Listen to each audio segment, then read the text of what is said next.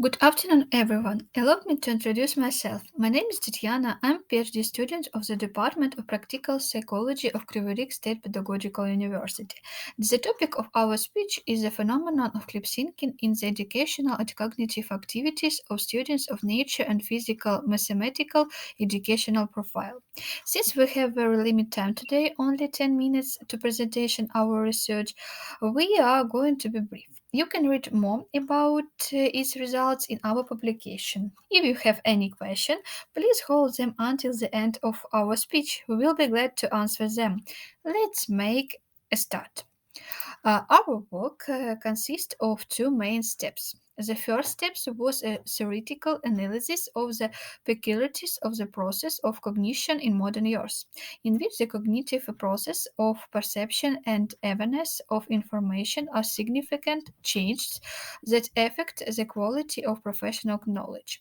Most sciences explain this by the transformation that occur in the informational space and the peculiarities of informational perception, which in turn provocates the emergence of the phenomenon of clip thinking.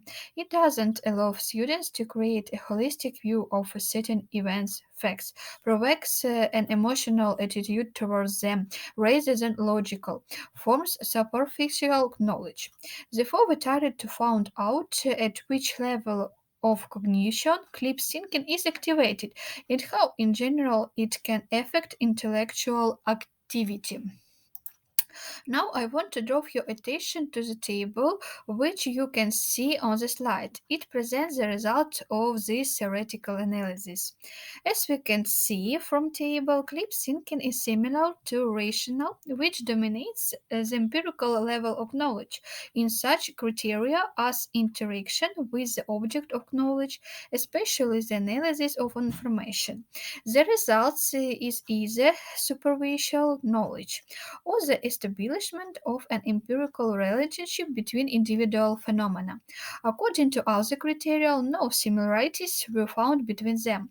It's noticeable that according to the essential characteristics, the opposite of clip thinking is theoretical thinking, which is capable of comprehending meanings, creating a holistic picture of the world.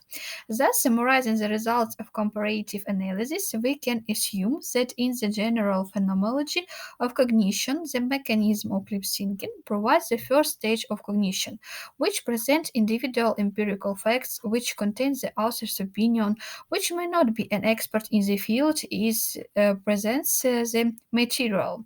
That is, the obtained data is only a material in which the subject is present with the subject contact and which, in the process of perception and comprehensive, undergoes various ways of cognitive transformation.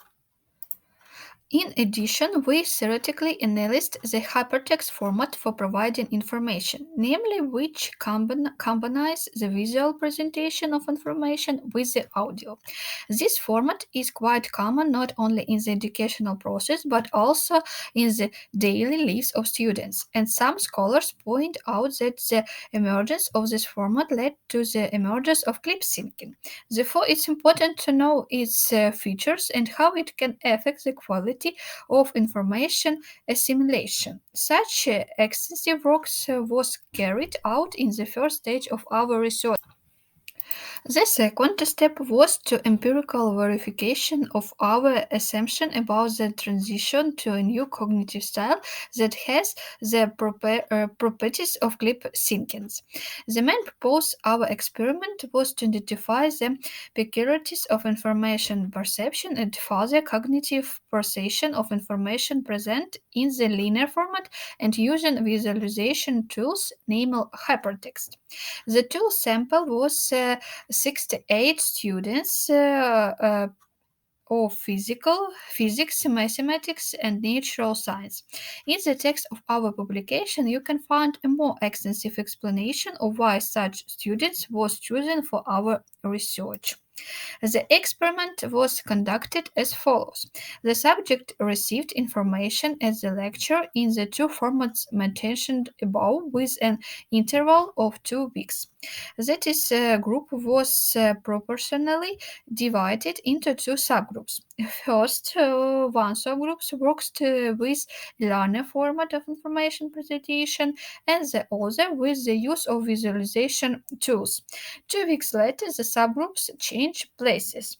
To check the quality of perception and residual memorizing, a Google form was compiled with questions to the content of the lecture which needed to be answered openly. Let's moving on to our next slide, in which you can see a generalized comparison table of the results. We intentionally don't show you quantitative indicators in the forms of diagrams for each question because unfortunately our time is limited, and for us it's more important to summarize these results. But if someone wants to learn more about them, you can do so in our publication. So back to our table. To determine the effectiveness of a format, we have selected the following criteria that you can see on the slide. We see that understanding of the purpose of the information provided good in two format demonstrates the connection between theory and practice, usually with the use of visualization, and this does not require further explanation. The division of information by students into separate semantic parts and remember information that is not larger in volume as we see is also better in the second format. This can be explained by the fact that during visualization, such as lecture with which the slide, and we all understand that now they will say something new. We need on focus, and it in a traditional lecture to understand that there has been a change of mind, you need to be focused all the time. And if the lecture does not use logical pauses, intonation, it will be even more difficult. And memorizing large amounts of information, completeness of answer, and depth of residual knowledge are an advantage of a linear format. We established this on the basis of questions that needed to be answered openly with our own consideration.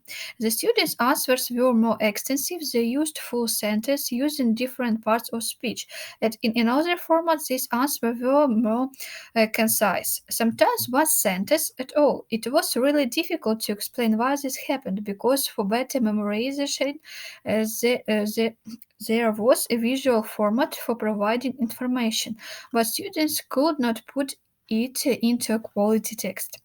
Also, it is worth noting that there are no significant difference between students of different faculties. Finally, let's sum up our speech. As a theoretical stage of our work, we suggested that the mechanism of lip syncing work at the intentional empirical level of cognition, but a possible reason for this may be emergence of such a format for providing information as hypertext. At the empirical stage, the traditional and modern format of informational presentation has its advantages and disadvantages. Students are not able to fully master the material provided in the classroom in any of these formats. Therefore, further works is a deeper empirical study which aims to identify mechanisms that inhibit the intellectual process of modern years. Thank you for your attention. If you have any questions, feel free to ask them now.